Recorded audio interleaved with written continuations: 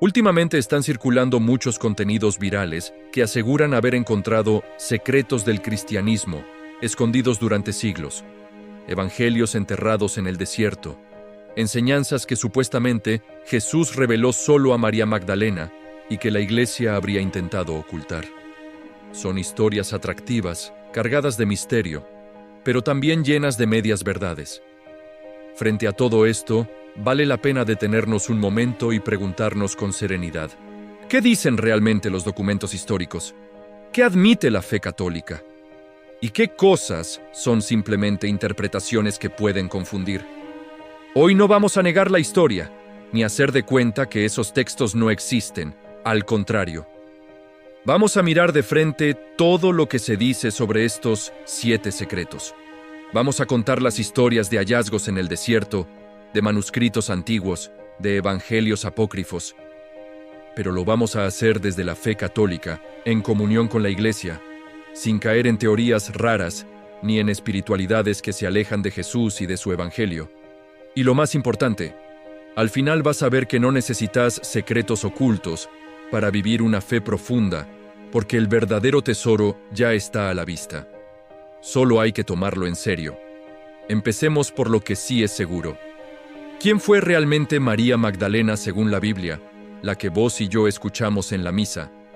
Los evangelios canónicos nos dicen que Jesús expulsó de María Magdalena 7 demonios. Es una mujer liberada, rescatada, levantada por la misericordia de Cristo. Desde entonces, se convierte en una de sus seguidoras más fieles. Está al pie de la cruz cuando muchos huyen. Está allí cuando el cuerpo de Jesús es sepultado. Y sobre todo, el domingo de resurrección, es ella la primera en verlo vivo. No Pedro, no Juan, no los 12. María. El Evangelio de San Juan lo cuenta con una delicadeza impresionante. María, entre lágrimas, busca el cuerpo del Señor. Cree que es el jardinero, y de pronto escucha su nombre. María. Y ella responde: Rabuní, maestro.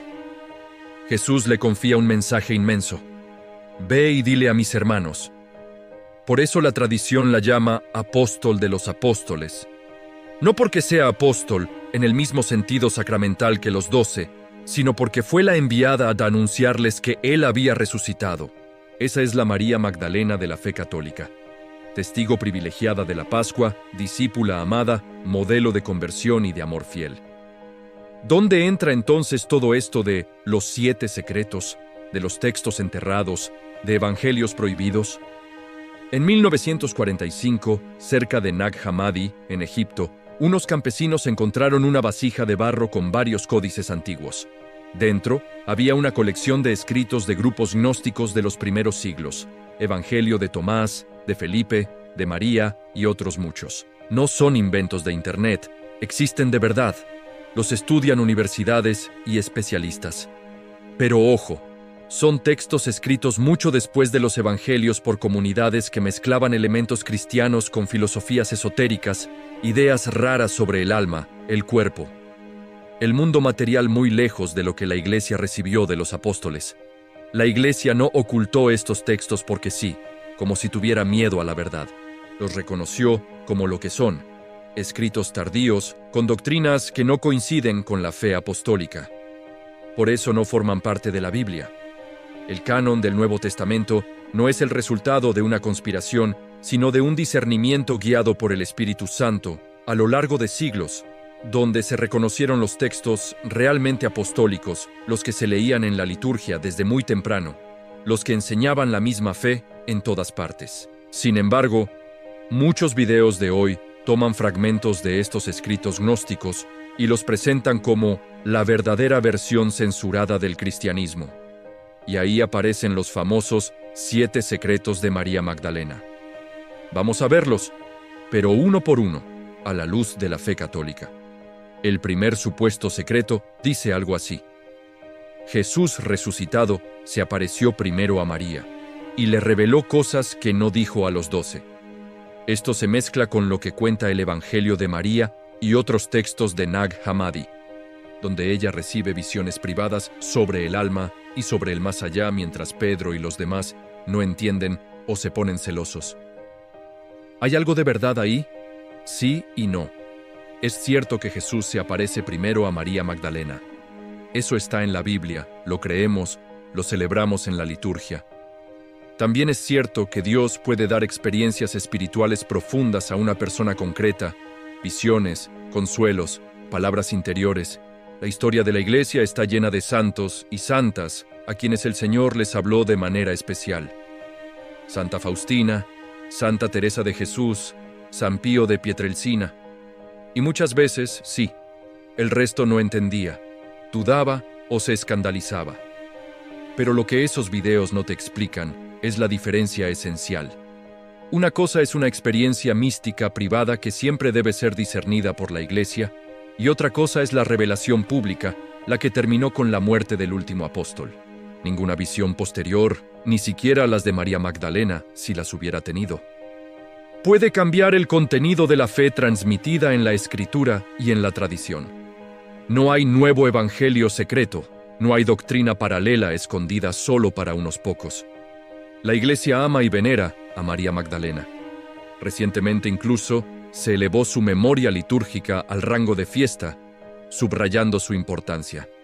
Si hubiera habido una revelación contraria al evangelio confiada a ella, la Iglesia simplemente no podría venerarla. Pero la verdadera María no es la que aparece en fantasías gnósticas, sino la que anuncia la resurrección y remite siempre a Cristo y a la Iglesia. Otro de los supuestos secretos que se mencionan es la idea de que María habría recibido un mapa secreto del alma después de la muerte con niveles, poderes, contraseñas espirituales que hay que responder correctamente para poder avanzar hacia la luz. Eso suena muy esotérico, muy de película. ¿Pero es compatible con la fe católica? La respuesta es clara: no. Para la Iglesia, lo esencial sobre lo que pasa después de la muerte no es un conocimiento reservado a unos pocos iniciados. La doctrina está clara y a la vista. Morimos una sola vez, luego viene el juicio particular, y a partir de ahí, cielo, purgatorio o infierno, según hayamos acogido o rechazado el amor de Dios. No hay trucos místicos. No hay fórmulas secretas que solo algunos conocen. Lo que importa no es memorizar respuestas, sino vivir en gracia, en amistad con Dios, convertido de corazón. Sin embargo, estos textos gnósticos tocan algo real. Todos sentimos que estamos en combate interior contra fuerzas que nos atan, deseos desordenados, ignorancia, miedos, apegos. La Biblia llama a eso carne, mundo, demonio. Pero la salida no es descubrir un código oculto, sino dejar que Cristo nos libere por su gracia, por la oración, los sacramentos, la vida de virtud. Entonces, ¿hay secretos de María Magdalena que la Iglesia ignoró? Si por secreto entendés una especie de conocimiento paralelo, reservado, que contradice el Evangelio, no. Si por secreto entendés la profundidad con la que una alma liberada y enamorada de Cristo puede entender su amor, su misericordia, su resurrección, entonces sí, María conoce a Jesús de un modo tan cercano, tan fiel, que se vuelve un modelo impresionante para nosotros. Y eso, la Iglesia nunca lo ocultó. En los próximos minutos vamos a ir entrando en lo que muchos videos presentan como el secreto número 3. El que lo cambia todo. La frase, el reino está dentro de vosotros, interpretada como si ya no necesitáramos iglesia, ni sacramentos, ni mandamientos. Y justamente ahí, si no discernís, podés perder la fe católica sin darte cuenta. Muchos de estos videos virales usan una frase atribuida a Jesús en el llamado Evangelio de Tomás. El reino está dentro de vosotros y fuera de vosotros. Cuando os conozcáis a vosotros mismos, entonces seréis conocidos. A partir de eso, construyen toda una espiritualidad donde lo importante ya no es la conversión, ni la gracia, ni los sacramentos, ni la iglesia, sino mirar hacia adentro, hasta descubrir que en el fondo vos ya sos divino, que lo único que te falta es conocimiento. Te dicen, el problema no es el pecado, sino la ignorancia. No necesitas ser salvado, solo despertar. A primera vista suena bonito. ¿Quién no quiere escuchar que ya es perfecto por dentro? que no necesita morir al pecado, que no necesita obedecer a nadie, que todo se resuelve conectándote contigo mismo. Pero acá es donde hay que ir con calma y hacer una distinción importantísima. Es verdad que Jesús dijo en el Evangelio de San Lucas: «El reino de Dios está en medio de vosotros, o entre vosotros». Es verdad que Dios habita en el corazón del justo. Es verdad que la vida espiritual pasa por la interioridad, por el silencio, por la oración profunda. La Iglesia ha tenido siempre místicos que hablan del castillo interior, del fondo del alma, del corazón como lugar del encuentro con Dios. No le tenemos miedo a la interioridad. Al contrario, sin vida interior, la fe se vuelve pura apariencia. Pero otra cosa muy distinta es decir que el reino está dentro de vos, como si vos fueras tu propia fuente de salvación, que no necesitas a Cristo, ni a su cruz, ni a su iglesia, ni la gracia de los sacramentos. Eso ya no es cristianismo, es otra cosa con nombres cristianos por afuera. El verdadero mensaje de Jesús es equilibrado y exigente. Por un lado, te dice que Dios te ama, que te creó a su imagen, que tu vida tiene un valor infinito, que su espíritu puede habitar en vos. Por otro lado, te dice: conviértanse y crean en el Evangelio. Si no se convierten, perecerán igualmente. El que quiera seguirme, que tome su cruz cada día. La iglesia no fue invento posterior para controlar gente. Jesús quiso una iglesia, concreta, visible, con apóstoles, con autoridad real. Le dijo a Pedro: «Tú eres Pedro, y sobre esta piedra edificaré mi iglesia». Le dio las llaves del reino, le confió el poder de atar y desatar. Por eso, cuando alguien usa la frase «el reino está dentro de ustedes», para decirte que ya no necesitas iglesia, ni mandamientos, ni confesarte, ni obedecer a Dios, sino simplemente seguir tu propia voz interior, ahí se está torciendo algo muy verdadero en algo muy peligroso. Hay otro supuesto secreto que estos textos gnósticos atribuyen a Jesús, y que algunos videos repiten: el pecado no existe como tal. Ustedes lo crean cuando hacen cosas de la naturaleza del adulterio. La idea de fondo es: no hay pecado original, no hay culpa heredada, solo decisiones equivocadas que podés solucionar con conocimiento.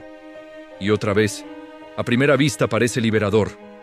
¿Quién no quiere dejar de sentirse pecador? El problema es que esa visión choca de frente con toda la revelación bíblica y con la enseñanza constante de la Iglesia.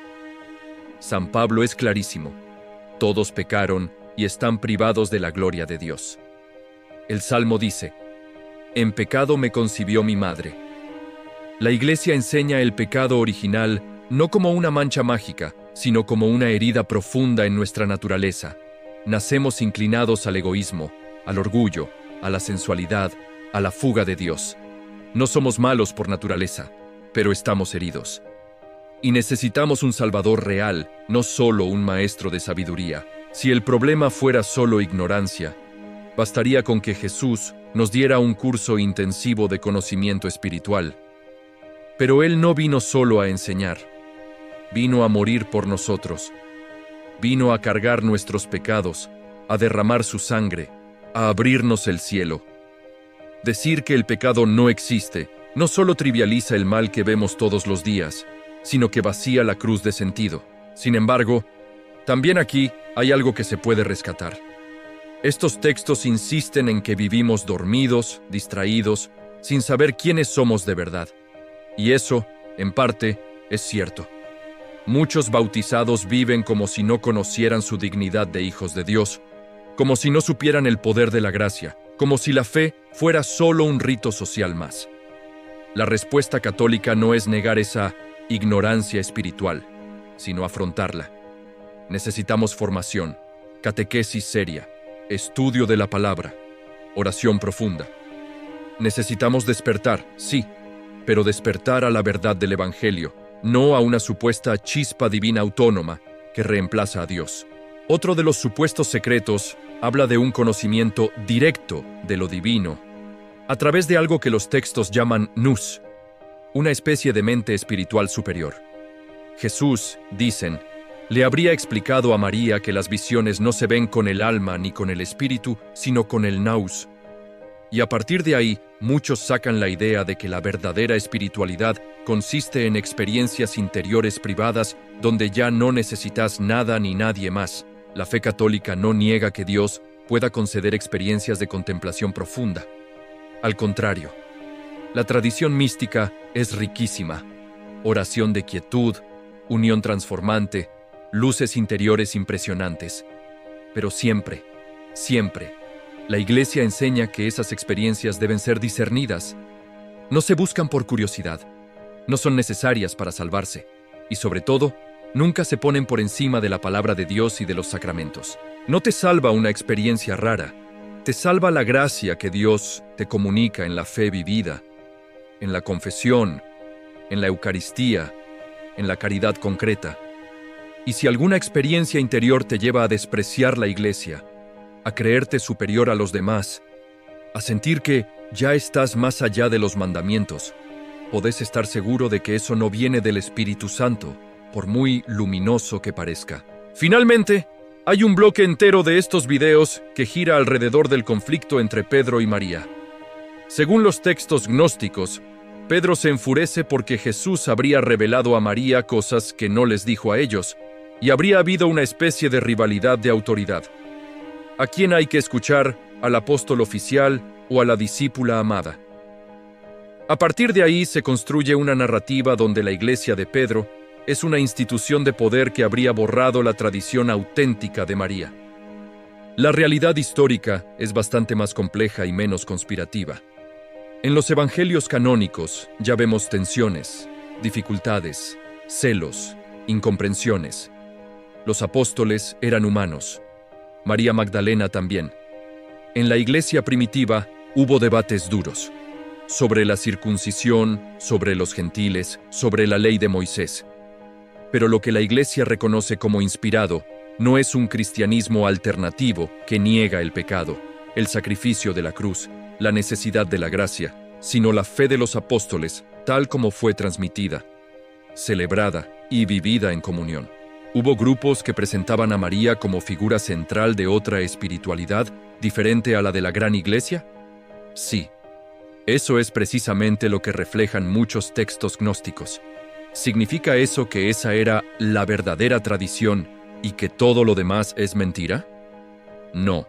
Significa que, desde el principio, hubo desviaciones, interpretaciones parciales, intentos de reinventar el mensaje de Jesús, y la Iglesia, asistida por el Espíritu, fue discerniendo qué pertenecía al depósito de la fe y qué no. Entonces, ¿qué hacemos con todo esto? ¿Apagamos el video y nos olvidamos?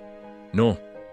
Lo usamos como oportunidad para ir más profundo, para conocer mejor a María Magdalena y, sobre todo, para volver al Evangelio verdadero, al de siempre, el que la Iglesia ha custodiado durante 2000 años. En el tercer bloque, vamos a tomar el tema más delicado de todos. La idea de que la Iglesia habría borrado sistemáticamente el liderazgo femenino y que habría muchos cristianismos iguales, de los cuales uno solo ganó por poder político. Y a partir de eso, vamos a ver qué dice de verdad la historia, qué enseña la Iglesia sobre la mujer, y cuál es el verdadero camino para no vivir de teorías conspirativas, sino de una fe adulta y firme. Una de las afirmaciones más fuertes de estos videos es que María Magdalena sería la punta del iceberg de toda una tradición de liderazgo femenino borrado por la Iglesia.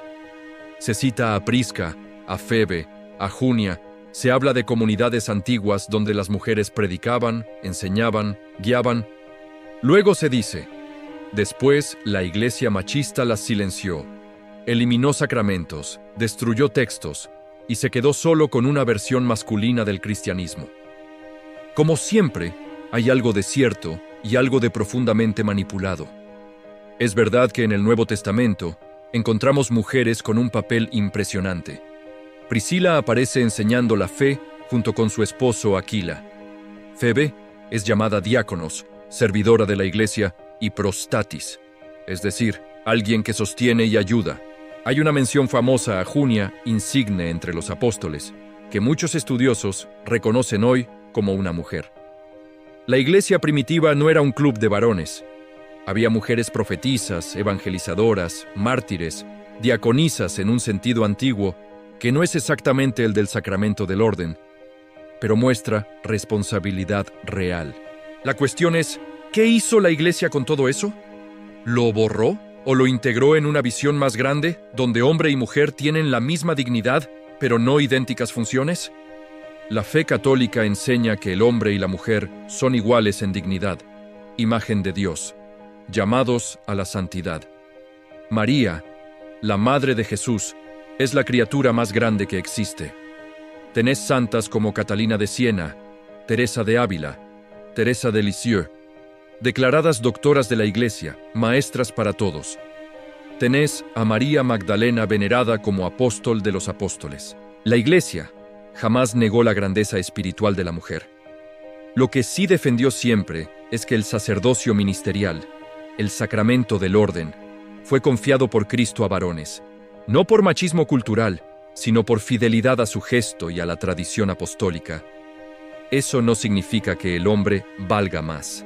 Significa que los roles no son idénticos, y es posible que en la historia haya habido abusos, estructuras culturales que aplastaron a las mujeres, decisiones humanas que no reflejaron bien el Evangelio. Pero una cosa es reconocer pecados de miembros de la Iglesia. Y otra, muy distinta, es comprar la idea de que todo el cristianismo que conoces es una gran conspiración para ocultar una línea alternativa más auténtica. Otro argumento repetido es el de los muchos cristianismos. Se dice, al principio no había una sola fe, sino muchos grupos igual de válidos. Unos eran más gnósticos, otros más judíos, otros más místicos. El que terminó imponiéndose, dicen, fue el de Pedro y Pablo, gracias al poder de Constantino y al concilio de Nicea. A partir de ahí, todo lo que no entraba en esa versión se quemó o se enterró. La realidad histórica, otra vez, es más matizada. Desde muy temprano, ya en el siglo II, encontramos a obispos como San Ireneo de León que hablan de la fe de la Iglesia extendida por todo el mundo. Un mismo credo, una misma Eucaristía, una misma comprensión de Jesús como verdadero Dios y verdadero hombre, muerto y resucitado por nosotros. Esa gran corriente, la católica, tenía diferencias internas, sí, pero compartía lo esencial.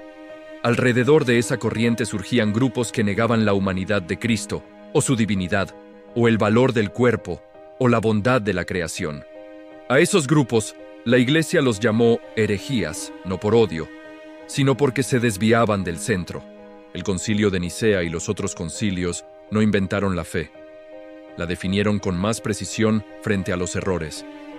No crearon un nuevo Jesús. Defendieron al Jesús que ya se adoraba en la liturgia.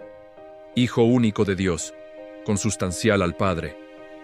Y cuando más tarde se fijó la lista de libros del Nuevo Testamento, tampoco se sacó de la galera, sino que se confirmó lo que ya se venía leyendo en las misas de todas partes. ¿Se destruyeron textos?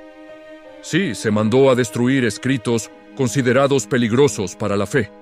¿Eso significa que se escondió la verdad? No necesariamente.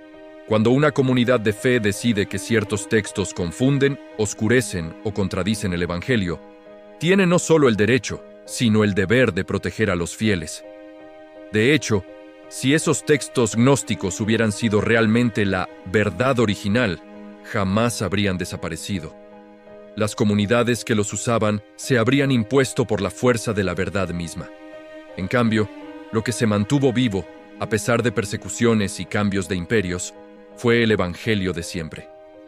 Entonces, ¿qué hacemos con María Magdalena? Con los 7 secretos, con los textos de Nag Hammadi. Primero, no entrar en pánico. La fe católica no es frágil. Puede mirar estos escritos, estudiarlos, comprender su contexto, sin necesidad de esconder nada. Son testigos de que, desde el inicio, hubo búsquedas, desviaciones, corrientes paralelas que intentaron reinterpretar a Jesús en clave esotérica. Eso no nos asusta, nos confirma lo que dice San Juan. Muchos falsos profetas han salido por el mundo. Segundo, rescatar lo bueno sin tragar lo malo. Estos textos nos recuerdan la grandeza espiritual de María Magdalena, su cercanía a Jesús, su papel decisivo en la Pascua.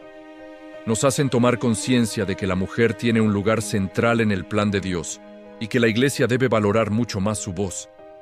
También nos interpelan sobre nuestra vida interior. ¿Estamos viviendo en la superficie o vamos en serio al encuentro con Dios en lo profundo del corazón? Pero al mismo tiempo, debemos rechazar lo que contradice la fe. La idea de que no hay pecado, la negación de la cruz, el desprecio del cuerpo, el relativismo que pone todas las doctrinas al mismo nivel, el rechazo de la Iglesia como madre y maestra, la obsesión por secretos que solo generan curiosidad y orgullo espiritual. Tercero, elegir dónde ponemos nuestro tiempo y nuestro corazón. Podés pasar horas consumiendo videos que prometen revelaciones incómodas que la Iglesia no quiere que sepas. O podés invertir ese tiempo en leer los evangelios de verdad, en conocer el catecismo, en acercarte más a los sacramentos, en adorar a Jesús en el sagrario, en confesar tus pecados, en hacer caridad concreta. Una cosa te infla la cabeza, la otra te transforma la vida.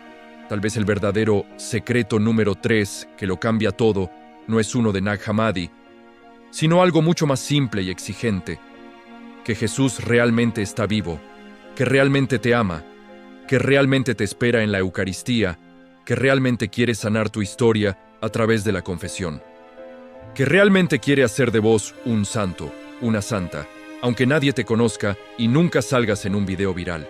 María Magdalena no fue la guardiana de una secta esotérica. Fue una mujer liberada por Cristo, que lo siguió hasta la cruz y lo reconoció en la resurrección. Fue la que corrió a anunciar: «He visto al Señor». Ese es el mensaje que la Iglesia ha proclamado por 2000 años y que va a seguir anunciando hasta el fin del mundo. Si después de escuchar todo esto sentís que tu fe se movió, que algo se aclaró, que se encendió en vos el deseo de ir más hondo, no lo dejes pasar. Volvé al Evangelio, volvé a la misa, volvé a la confesión, volvé al rosario. Y sí, seguí formándote, seguí haciendo preguntas, pero siempre en comunión con la Iglesia, que no es una conspiración contra la verdad, sino la esposa de Cristo, encargada de custodiar el tesoro que Él nos dejó. Y si querés que sigamos desarmando estas narrativas virales y al mismo tiempo profundizando en tu fe católica, quédate en el canal, suscríbete y compartí este contenido con alguien que quizás hoy está confundido por tantos secretos y necesita volver a la única verdad que salva: Jesucristo, camino, verdad y vida.